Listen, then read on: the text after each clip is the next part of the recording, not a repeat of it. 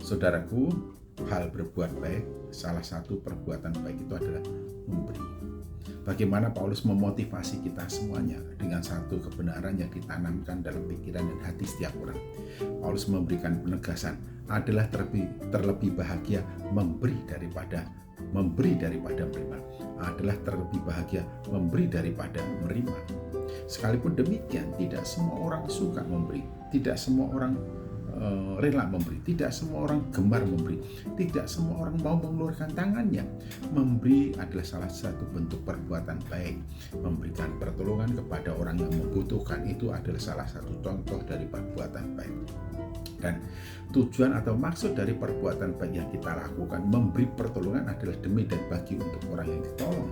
Memberi apapun wujud dan bentuknya adalah untuk kepentingan orang yang memberi, untuk kepentingan orang yang menerima, untuk kepentingan orang yang memberi, bukan untuk kepentingan si pemberi. Nah, ini salah satu kendalanya.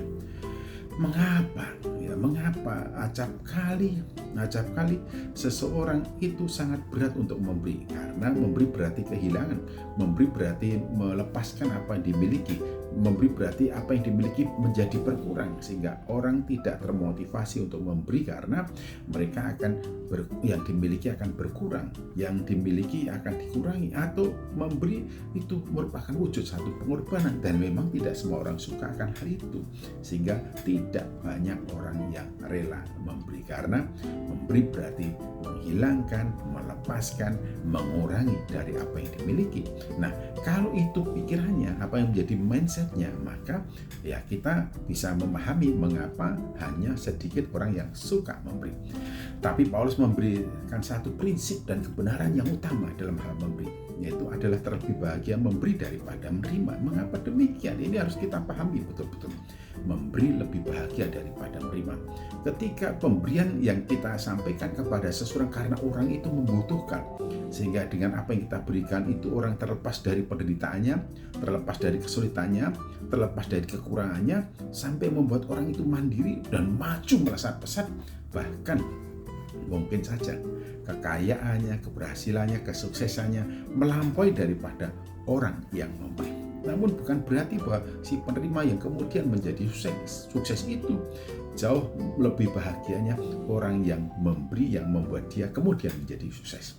Si pemberi itu akan bahagia, dan kebahagiaannya sangat luar biasa, tiada terkirakan, tiada terukur ketika seseorang yang dulu menerima pertolongannya, terlepas dari persoalannya, terlepas dari lilitan masalahnya, lalu melesat mengalami kemajuan dan perkembangan yang sangat dahsyat, dan dengan mata kepala sendiri si pemberi itu menyaksikan bagaimana orang itu begitu dan demikian berhasil.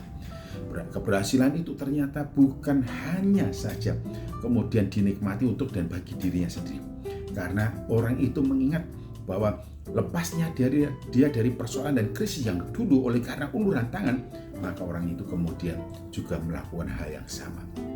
Kesuksesan, keberhasilan, kekayaan yang dimiliki bukan hanya untuk diri sendiri, tapi juga dia banyak memberikan uluran tangan, memberikan pertolongan kepada siapa orang, karena ia sadar bahwa keberhasilannya dia dulu oleh karena ada orang yang memberikan pertolongan, sehingga pemberian yang menjadi dampak luar biasa terhadap suksesnya seseorang, dan seseorang itu kemudian juga menjadi suka memberi.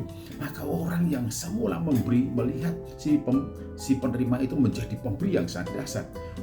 Alangkah bahagianya, sungguh-sungguh bahagia, kebahagiaannya melampaui daripada pengorbanannya, atau harta yang dilepaskannya, atau uang yang dikuranginya, atau milik yang menjadi berkurang.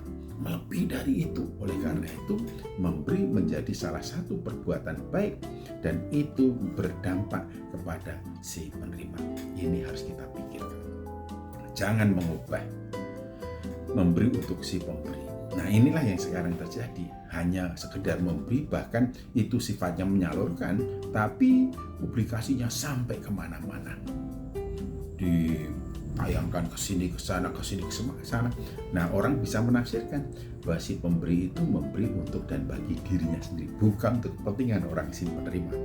Bahkan memanfaatkan si penerima itu untuk mengangkat popularitasnya atau menjadi alat panjat sosial bagi dirinya sendiri. Nah, kalau itu yang dilakukan, maka kegiatan memberi itu tidak masuk dalam kategori yang dikatakan oleh Rasul Paulus adalah terlebih bahagia memberi daripada menerima. Tidak masuk kategori itu, karena pemberian yang dilakukannya demi dan bagi untuk diri sendiri. Tapi dari apa yang dikatakan oleh Rasul Paulus itu, pemberian yang disampaikan kepada orang yang memerlukan demi dan bagi orang yang menerimanya. Selamat bermurah hati, ulurkanlah tanganmu untuk memberi seseorang dan menjadikan orang itu keluar dari persoalannya dan menjadi pribadi yang kemudian lebih maju dan semakin maju. Tuhan Yesus Kristus memberkati.